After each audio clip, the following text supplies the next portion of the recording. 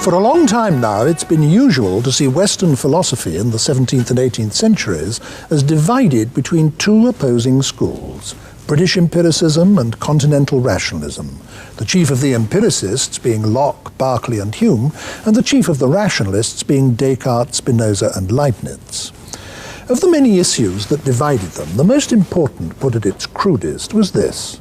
The rationalists believed that we human beings can acquire important knowledge of reality by the use of our minds alone, by thinking, by pure reason. The empiricists denied this. They insisted that experience was always a necessary ingredient, and that all our knowledge of what actually exists must, in the end, in some way or other, be derived from experience. Again, the traditional view has been that these two opposing schools finally came together at the end of the 18th century and were combined in the work of Immanuel Kant. In this program, we're going to take a look at Spinoza and Leibniz, the two greatest of the rationalist philosophers after Descartes. The first in time was Spinoza, born in Amsterdam in 1632. His family were Portuguese Jews who, in the aftermath of the Spanish Inquisition, emigrated to Holland in search of religious freedom. Spinoza was brought up and educated in an enclosed Jewish community. But he rebelled against religious orthodoxy, and at the age of only 24, he was excommunicated by the Jewish authorities. Fortunately for him, he was a loner by temperament as well as circumstances, and he chose a solitary mode of life in order to do his work. When he was offered a professorship at Heidelberg University, he turned it down. He earned his living grinding lenses for spectacles, microscopes and telescopes, and it's believed that the daily inhaling of glass dust from this occupation aggravated the lung ailment that killed him at the early age of 44. His acknowledged masterpiece, a book entitled Ethics, but in fact dealing with the whole range of philosophy, came out after his death, but in the same year, 1677. A striking feature of this book is that it's modelled directly on Euclid's geometry. Starting from a small number of axioms and primitive terms, it proceeds by deductive logic to prove a long succession of numbered propositions which, taken together, lay out the total scheme of reality. It's often held up as the supreme example of a self-contained metaphysical system whose object is to explain everything. In only the year before his death, Spinoza had a series of meetings with the other philosopher we're going to consider, Leibniz, one of comparatively few instances of two of the greatest philosophers actually meeting each other and having face-to-face discussions. As a personality, Leibniz was a complete contrast to Spinoza, courtier and diplomat, always travelling, honoured in many countries. He was one of the great polymaths of our culture. It was he who coined the notion of kinetic energy. He invented calculus, not knowing that Newton had already done so, and published it before Newton did. In fact, it's his notation, not Newton's, that we use to this day. And he was among the great philosophers. Leibniz was born in Leipzig in 1646 and died in Hanover at the age of 70 in the year 1716. So brilliant was he as a student that he was offered a professorship at the age of 21. But, like Spinoza, he turned it down, though for the opposite reason. He wanted to be a man of the world. He spent most of his life at the court of Hanover, in the service of successive dukes, one of whom became King George I of England, founder of the present British royal family. Leibniz carried out almost every task imaginable for a person in such a position, and his philosophy was, as one might put it, written in his spare time. He wrote an enormous amount, mostly in the form of quite short papers, but published scarcely any of it during his life. He also maintained a voluminous international correspondence, which is now of philosophical importance. Among his outstanding works are The Monadology, The Discourse on Metaphysics, and a book called New Essays Concerning Human Understanding, which is a point-by-point argument with his English near-contemporary John Locke. To discuss the work of Leibniz and Spinoza, I've invited someone who is well known both as a philosopher and as a historian of philosophy, Anthony Quinton, chairman of the British Library, formerly president of Trinity College, Oxford. Anthony Quinton, for clarity's sake, I think we're going to have to deal with our two philosophers separately, but before we start doing that, is there anything that can be said usefully about them jointly? Well, I think there is. The one you've mentioned already, it's a standard piece of tidy, convenient classification. They're the three rationalists who face the three British empiricists, these two opposed triads of thinkers. Descartes, Spinoza, Leibniz, they do have a community of style and purpose. Descartes defined the terms, laid down the agenda, but in a sense the world that Descartes produced by the exercise of pure reason, or the conception of the world that Descartes produced, is a fairly straightforward affair. He does preserve the self in a recognizable form, the human individual. He, in the natural, straightforward terms of his age, produces God, even if it's not a terribly human sort of God. And he preserves the material world in a, broadly speaking, recognizable form, even if deprived of some of its more vivid and colorful and odoriferous attributes. But the worlds created by the application of the procedure of rationalism, the one you mentioned, you start from some self-evident propositions, like a person producing a system of geometry, and then you carry out processes of absolute, straightforward deduction from these self-evident propositions. What that led to in the case of Spinoza and Leibniz is something very far removed in both of them from the ordinary understanding of the world. To some extent, Descartes, by comparison with them, is in the business of saving the appearances. Spinoza and Leibniz both say what the world is really like is very different from what it appears to the ordinary person to be. That in both cases there is an underlying reality which philosophy can tell us about, even if common observation doesn't. That's right. And a very odd world it is in each case. I mean, just to state in very brief terms what it is, there in each of them, it's so utterly opposed in the two cases, yet they purport to be following the same procedure and under what one might call broadly Cartesian guidance. Spinoza's world is a unitary world. There is only one true thing, which is the world as a whole, which is both extended and in some sense mental, a system of ideas. On the other hand, in Leibniz's case, the real world consists of an infinity of things that are purely spiritual, and everything material and space itself are phenomena, appearances, byproducts, as it were, of the real world, which is this infinite array of spiritual centers. Right, well now let's start taking them one by one, and let's begin with Spinoza. It is this enormously elaborated single system, and it's often difficult to know where to break into a system when one wants to start expanding it. Where do you think is the best place to start? Well, there are a number of places you could begin. I think one had better say just a bit more about Spinoza's method, because he himself says that this book, Ethics, is demonstrated in the geometrical manner. And as you mentioned in your remarks at the beginning, he does set it out with all the familiar apparatus of geometry, things called axioms and postulates and definitions, and the end of each bit of argument has the letters QED, as if it were a straight piece of geometrical reasoning. Funny thing is that on the whole, subsequent philosophers haven't taken Spinoza's reasonings frightfully seriously. People don't think of him as a reservoir of interesting arguments, whereas they do think that of Leibniz. Anyway, so perhaps the method, although it's the most obvious feature, this very explicit and conscious geometrical method is the real stylistically obvious feature of Spinoza's work. It's not what's really important, which is, I suppose one must say, a vision. And this vision is of the world as an absolutely unitary entity, any division of which is a mutilation of some sort of misunderstanding. He saw total reality as being one thing, didn't he? One substance, of which all apparently different objects, and indeed people like ourselves, are merely facets, merely modes, merely aspects. This is a very difficult idea, I think, for most people to grasp at a first meeting. Can you unpack it a bit for us? Well, probably the best place to begin is, again, I promise I won't go on doing this, with Descartes, because Descartes defined substance, and the idea of substance in philosophy is a name for what it is that really exists, what the real components of the world are. Descartes defined substance as that which requires nothing but itself in order to exist.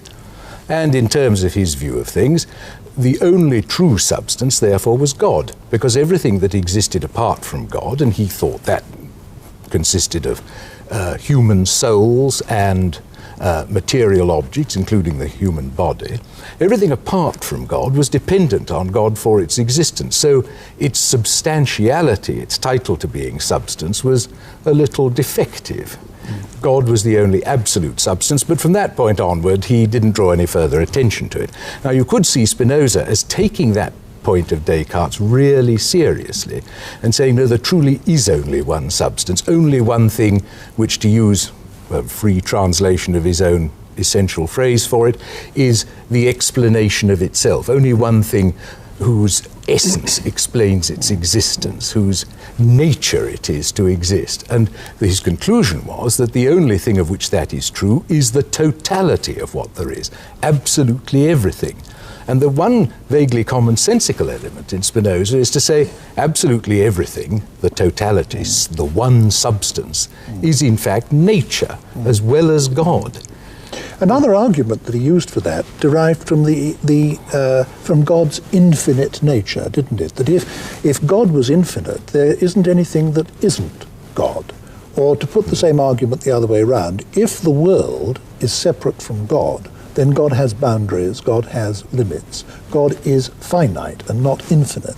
For God to be infinite, he must be coextensive with everything. That, I think, is probably as plausible a way as you could find of arguing for Spinoza's position, and it has anticipations in earlier philosophy. He goes through a good many other arguments to establish his general point. But what it really amounts to is there's only one thing whose explanation lies within itself. For everything else, its explanation lies somewhere outside it. And the odd thing is that this one thing, all right, so to one extent, from one point of view, it's nature, the totality of what there is in space. But on the other hand, it's God. It's something, broadly speaking, mental. Now, and he says God or nature is the true name of the one substance. Now, there's a big step, isn't there, at least for us, and I'm sure there must have been for him and his contemporaries too, between seeing the whole of reality as being a unity, which is one idea, and then seeing that unity as being divine or as being God. That seems a quite different step to take in the argument. What were his grounds for doing that? Well, I suppose it was essentially God's perfection, that nature wasn't treated as some passive byproduct of God's activity, but nature was the totality of what there was, the self-explanatory thing.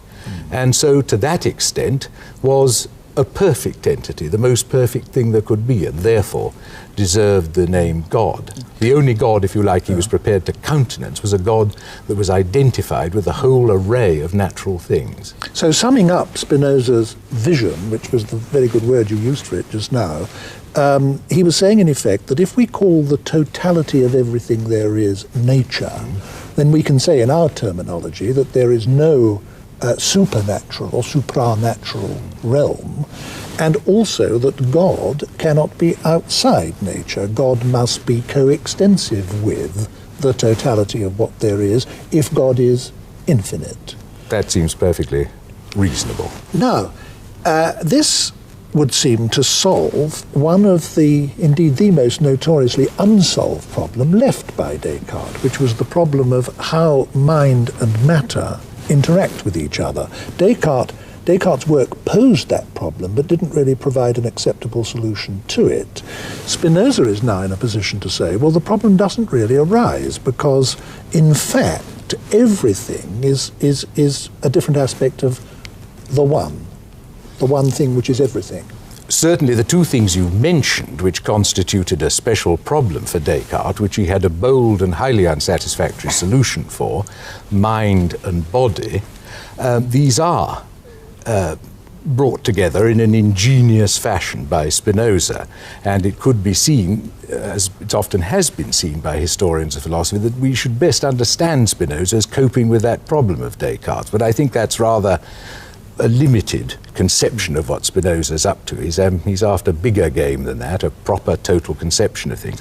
What he says is, in developing this thought that the one substance is infinite, he says not only does it contain everything and have nothing lying outside it, which is an idea close to, if not identical with, the idea of infinity, but that God or nature, the single substance, the one substance, the totality of what there is, has an infinity of attributes. Now this sounds a little puzzling, and it is puzzling, because as it turns out, only two of these attributes are in any way accessible or intelligible to us. The others have to be taken on faith that it has the rest of them. But the two we know are the attributes of thought or consciousness on the one hand, the attribute of extension on the other. And what Spinoza maintains is that every wrinkle in the total fabric of the one substance, these wrinkles he calls modes, and that is the proper understanding of what we think of as self-subsistent things, tables, chairs, our wife's family, whatever it might be, various identifiable items that have clear, definite contours. For Spinoza, they're just temporary contours taken on by the fabric of everything that there is. Like waves in the sea. Each of these is at once conscious and extended. And so there are the phases or aspects or wrinkles, as I call them, of reality are at one and the same time have these two aspects, a mental aspect and a physical aspect. Therefore, there isn't a question of two utterly separated things happening to keep where, in some cases, in time with one another, to chime in with one another. They are one and the same thing viewed from two directions. Now, we've both made much of the fact that Spinoza presents his philosophy as if it were Euclidean geometry or on the lines of Euclidean geometry. Now, with a system that is set out deductively, in which everything follows from everything else, there simply isn't any room for free will, is there? What was Spinoza's attitude to the whole free will question or the whole free will problem? Well, I think that can be put very clearly in a couple of sentences to start with. What he does maintain is that what he would probably call the everyday, vulgar, commonsensical notion of freedom, that is to say, the idea that the human individual can sometimes act as a spontaneous, uncaused cause of things, the freedom of pure spontaneity, this, he says, is impossible. It's simply an illusion that's engendered by our not knowing what the causes of our actions are. But on the other hand, this is the other sentence, Spinoza says there is such a thing as human servitude or bondage, and that consists in being induced to act by some causes rather than others. There are some causes, we can call them, generally speaking, the passive emotions, things like hatred and anger and so forth, generated in us by the frustrating influence of the world outside us, the parts of the world, I'd better say, that are outside us. And he also believes that we have active emotions, which are those generated by an understanding of our circumstances in the world, a knowledge of what's going on. And the greater our activities are caused by active emotions and the less by passive emotions, the less in bondage we are, because we're more ourselves. I think he was probably the first person in European thought to introduce this very important idea, which in a quite different form is made much of a great deal later by Freud and by psychoanalysis, that discovering what the hidden sources of your actions and emotions are will be, in a sense, liberating, will make you happier, even if it doesn't literally increase your freedom. I think you're right. I mean, you could see Spinoza's attitude to man's position in the world as a stoic one, the idea that the world around us is not particularly interested in us, therefore we must diminish its power to make us suffer by controlling the emotions it excites in us. That's a stoic idea, but you're quite right in saying there's something more in Spinoza, because it's not the idea of, by a terrific effort, repressing or overcoming these sad, unfortunate, passive emotions. It's by the exercise of the mind, gaining an understanding of the world which just makes these emotions peter out or fade away, and their place come to be occupied by the active emotions, the most elevated of which, as he describes it, is what he calls the intellectual love of God, which is a rather mysterious business. It's the emotion that attends metaphysical understanding, a total comprehensive understanding of the world. Don't you think there's something paradoxical about the fact that he's commonly thought of as a religious or quasi-religious thinker, in view of the fact that he doesn't believe in free will, he doesn't believe in the immortality of the soul, because he doesn't believe that anything is permanently separate from anything else. He doesn't even believe in the existence of a personal God, because he thinks that the divinity is identical with nature. Is it right, you think, to think of him as a pantheist? Well, I think it's right to think of him as a pantheist, but that, to go back to what you said before, to say that isn't to deny that he's religious. The thing is, there's a very considerable correspondence between many of his views and many of the views of the roughly contemporary British philosopher Thomas Hobbes. But Thomas Hobbes was a man of, in some ways, indestructible cheeriness, but who thought the universe was a pretty gloomy setup. And was, in fact, despite some references to God, I think fairly clearly describable in a literal way as an atheist. Spinoza, on the other hand, his attitudes are religious. It's one of awe and respect for the universe at large. And the thing is, in our Christian civilization, we lay down certain requirements on the religious attitude which are not universally applicable. In other words, it's parochial of us to deny that Spinoza is a genuinely religious person, because the attitudes which in our cultural background are normally adopted towards a personal, wrathful, interested God are in his case adopted towards the whole scheme of things. He's religious, if you like, in the way perhaps Wordsworth is religious. One rather dramatic way he had of putting his identification of God with nature, which appeals to me very much, is this. He once said that it's quite right and proper that an individual should love God, but it's absurd that he should want God to love him. It's as if a man were to love nature and expect nature to love him back. That's quite right. There's plenty of parallel for this kind of view of man's place in the universe in the more elevated and sophisticated types of Buddhism. But I think on reflection one has to admit that these are in their total place in the economy of human life. These attitudes are genuinely religious attitudes, even if they're directed towards objects which are not the familiar objects of religious attitudes in our culture. Do you think that Spinoza was in any important degree influenced in all this by his Jewish background? Well, I would have thought so, because just to make two very simple points, or perhaps three, to take up your big Kantian trinity of God, freedom and immortality. The Jewish God is personal, all right, but on the whole, immortality is not very emphatically central to Jewish religion.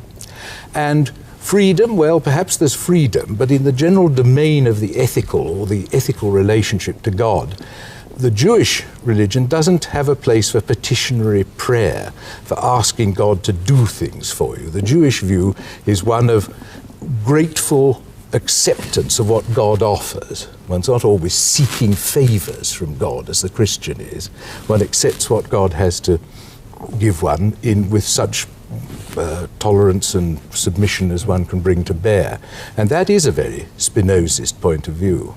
Well, as you said earlier, I think the thing for us to do with Spinoza isn't to attempt to recapitulate the arguments, but to convey the vision. And I think you've done that very well. And I think we should now move to a discussion of our second philosopher, Leibniz, who also had a great big interlocking metaphysical system, except that in his case, he never put it forward in one single work, but it came out in bits here and there in different papers, letters, arguments, discussions, and so on, so that one has to, as it were, put it together for oneself. Where do you think the best place to start with Leibniz is in trying to expand his system? Well, it's probably the case that were one writing a very, very serious professional treatise on Leibniz, one would start with certain logical doctrines he has. But I think for the comprehension of what he's up to in fairly short order, the place one has to start is the idea of the monad, his notion of substance. And of course, as I mentioned earlier, this is utterly opposed to Spinoza's, because the monad is something tiny. I mean, it's unextended, in fact. There'll be monads of all sorts. God is a monad. Yes, I think you must give some kind of general definition of what a monad is. Well, a monad is Leibniz's word for substance, a single unit. It has a number of properties. There's an argument at the beginning of Leibniz's monadology, which is, in fact, not a very sophisticated argument for as clever a man as Leibniz. He says whatever is complex is made up of what's simple, and the simple components of what's complex are the real constituents of the world, and the complex are just a byproduct of the aggregation of these simples. But whatever occupies space, is extended, is complex. Therefore, the ultimate components of the world, as non-extended, are non-material, because not extended in space. Therefore, the real world is composed of an infinity of unextended metaphysical points. And each of these, because non-material, and here he just relies crudely on Descartes, if you like, is therefore spiritual. Ergo, the world consists of an infinity of point-like spiritual items, mental items, or, as people sometimes say, he himself at times, souls, all the way from the most important of them, the crucial one, God, down through the human soul, which is the particular monad where we get the idea of substance from in the first place, down to the ultimate constituents of what we conceive, confusedly, as matter. I think this is such a lot for people to take in at once that I'd like to go over the main points of it again. Leibniz is saying that everything that's complex must be analyzable into simpler elements. If the simpler elements are still complex, then they must be further analyzable. And therefore it must be the case that sooner or later you come to simple, not further analyzable constituents of matter or the world or the universe or whatever it might be. Now, these simple constituents can't be material because the very definition of matter is that it's something extended, and extension is always subdivisible. So if they're not further subdivisible, they can't be extended. And if they're not extended, they can't be matter. Yes. So the ultimate constituents of reality must, he thinks, be something immaterial and not occupying space. I suspect that it's only our way of putting it up to this point in the discussion that makes it sound as weird as it does, because after all, one of the most influential doctrines of 20th century physics is that energy is the ultimate constituent of the universe, and that all matter is ultimately constituted by energy. Now, it seems to me that Leibniz was groping towards, in the vocabulary of his day, something very close to that he was trying to say that all matter is ultimately made up of centers of activity which are not matter. And I think in the 17th century, if you were trying to talk about centers of activity which are not matter, the only vocabulary available to people was the vocabulary of minds, souls, something of that kind. Do you think I'm falling over backwards to save him? No, not at all. I think that Leibniz is in many striking ways a very modern thinker. I mean, when you read him, it's a bit like reading the early Bertrand Russell or Frege or the young Wittgenstein or something.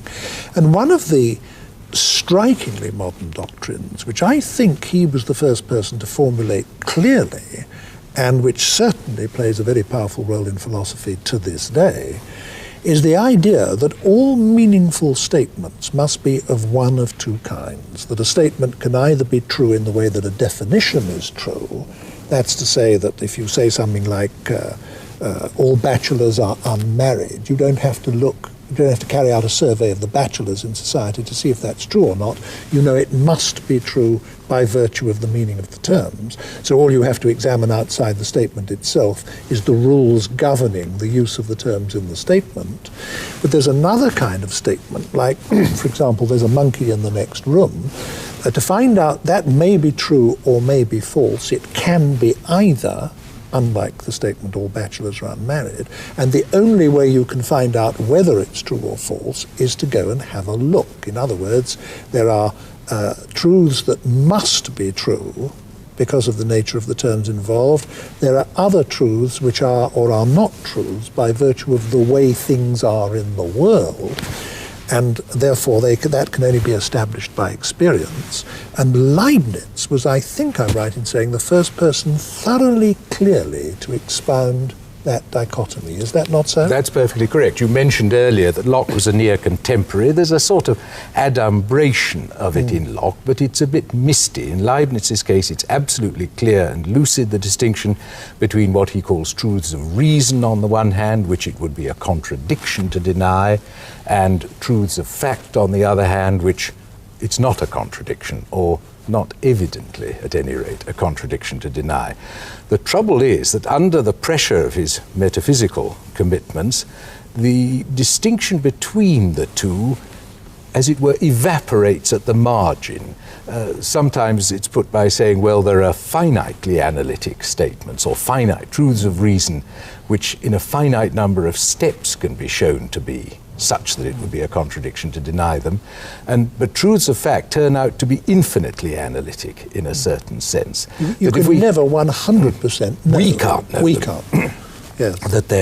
that they're necessarily true, or that it would be a contradiction to deny them.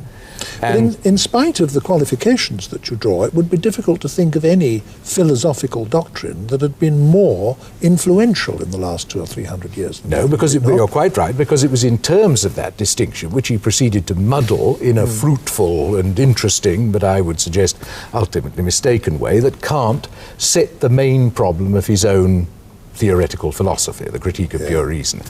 He wanted to say there was a third type of assertion over and above truths of reason and truths of fact as described by Leibniz. And for a good deal of the 20th century, in slightly different terminology, the distinction between those two things has been absolutely central to philosophy. Some teachers of the subject, when I was younger, used to say, whatever else one does to one's pupils, if one gets that distinction across to them, it's been worthwhile their studying the subject. And that, I think you're quite right in saying, was put onto an altogether new level of clarity and explicitness by Leibniz. Sometimes, because of our somewhat parochial Britishness, we tend to attribute this doctrine to Hume. And it is in Hume, and he probably did work it out for himself on the basis of pointers from Locke, as you say. But the fact is that Leibniz said it half a century before Hume, and said it very clearly, and said it over and over again. Yes, the thing about Hume is it's done in a kind of drawing room, relaxed, rather imprecise manner. The nature of the distinction isn't very precisely worked out, whereas in Leibniz's case a great deal of energy is expended on making it quite clear what the logical foundations of the distinction are. Yeah. Another thing that Leibniz offers us is a solution again to the Descartes problem of interaction, a solution to the problem of how mind and matter interact. And his solution is entirely different from Spinoza's solution. Can you tell us what it is? Yes, I mean, insofar as it is a solution, it's rather like preventing oneself losing at chess by kicking the table over, because in effect, he says, the matter is not real, matter is phenomenal. And so there isn't any matter in itself for mind to interact with. Everything that really exists is in some degree or other mental in nature. At the lower end, very rudimentary. At our end, quite sophisticatedly mental, and of course perfect in the case of God, who is a purely mental being, not at all the extended, all-inclusive physical entity of Spinoza's system. Now, if he thought that there was, in fact, nothing sufficiently materially real to interact, how did he explain apparent causality? Because the world does, in fact, seem to consist of things interacting with each other. Well, let me give you the short answer first, because it's going to provoke, I think, a further question. I mean, the short answer is, here are all this infinite array of mind-like entities which constitute the universe. And he says each of these, and this is actually what he says, each of these has a perception, very often a very obscure, confused and limited perception of all the others. It has a point of view on the whole world. Now, each of these inner worlds of perception, the picture of the world formed in each of these spiritual centers. And one should make it clear that these include us. We're included. Yes. Is correlated. It's different from, but correlated with the perceptions of others, like a whole lot of photographs taken of a scene from different points of view. They all of a wedding group. Some of them show the back of the head, some of them from the side, some of them from the front, but all the same persons can be identified. Well, likewise, every individual monad has its own perspective on the world. Now, Leibniz's view is that there is in fact no interaction between monads. There's merely a correspondence between their contents. Each monad has its own inbuilt history, which develops. One quality succeeds another in the history of the monad, but part of the content of the monad, a very principal part of the content of each monad, is its awareness of other monads, and they are correlated by what he calls a pre-established harmony. And sometimes he uses this as an argument for the existence of God, that there is a pre-established harmony. Perhaps he needs God to show that there is such a thing. I mean, this seems to be attaching overwhelming importance to God in the scheme of things, that God created everything, ordained the way everything is, keeps everything going all the time, including us. And therefore, there is no need for a belief in causality. I mean, the very idea of causality is it's a sort of extraneous or superfluous concept, because God is doing it all the time, and there's therefore, as it were, no way in which things can cause other things by interacting. All is being caused by God.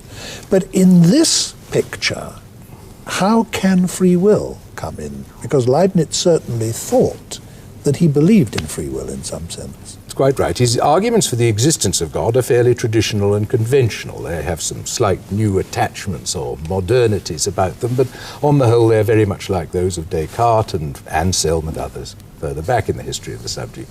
But what he does with the idea of God is very striking. I mean, he carries the idea of God's omnipotence a very long way and says God creates all the other monads that constitute the world and equips them with an intrinsic nature which decides or determines everything they subsequently do.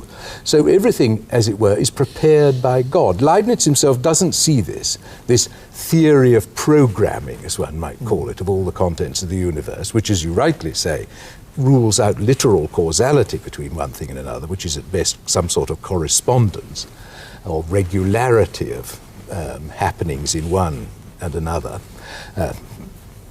Leibniz reconciles this as far as he can with free will, and indeed quite well, because in a way what lack of free will is to be caused to do things by something outside you, to be externally compelled to do something against the grain of your own real nature, you might say. Well, in Leibniz's picture of the world, every individual's determining force, once we get one on from God, so to speak, is the nature with which God has equipped that individual. So Leibniz, in a somewhat debating society way, could say, in no system of the universe are individuals freer than in mine. Every individual is perfectly self-determining. What more could you ask for freedom? But let me just make a more sensible comment on that. I mean, I was throwing myself into the metaphysical idiom there. The thing is, it seems to me that it's very difficult for rationalism to allow for anything we'd recognize as human freedom just because of its intellectual ambition.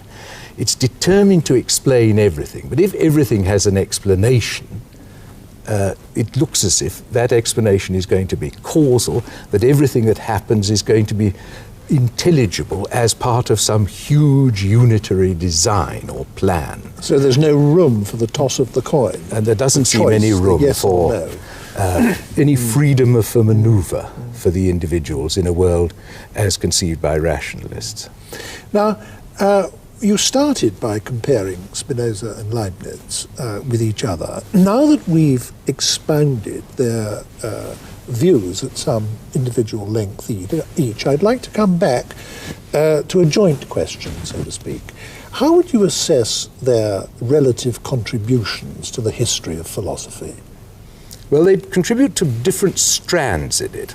Spinoza was much deplored in his own age. The thing you questioned, his sincerity in his religious professions, was very much questioned in his own age. People talked of the awful atheist Spinoza. Frequently, free thinkers like Hume and Bale did this. And it wasn't until the Romantic movement in Germany, end of the 18th, early 19th century, with people like Herder and Goethe, that Spinoza came more or less into his own.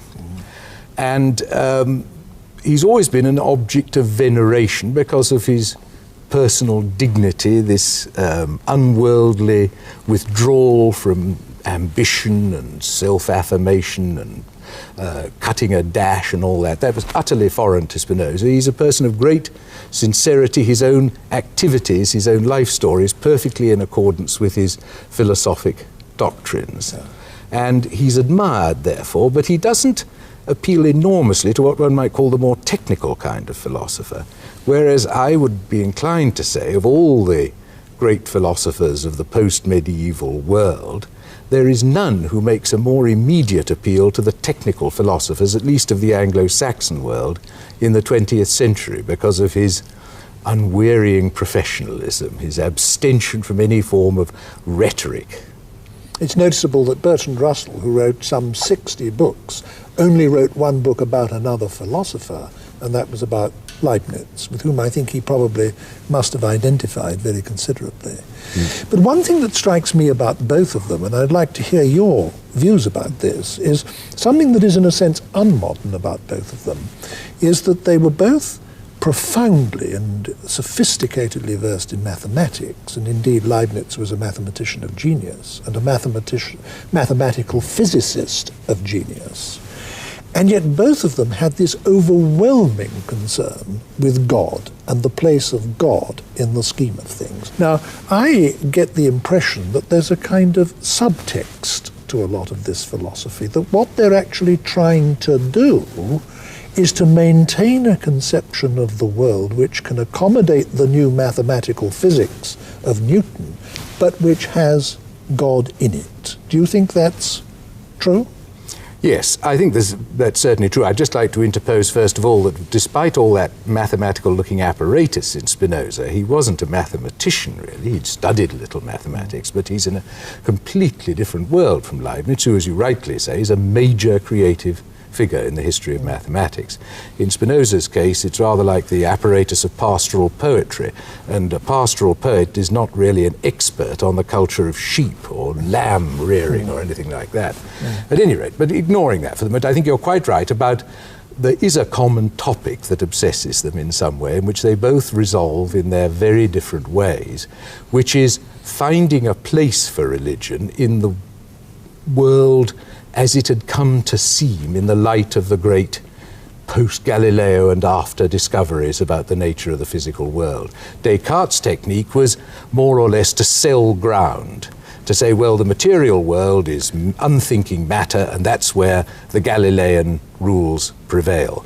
But as well as the material world, there are individual human souls, and there's God. These are purely spiritual entities, both free, both detached from, though in various ways associated with, the material world. In other words, it was like splitting Germany into two, a demarcation.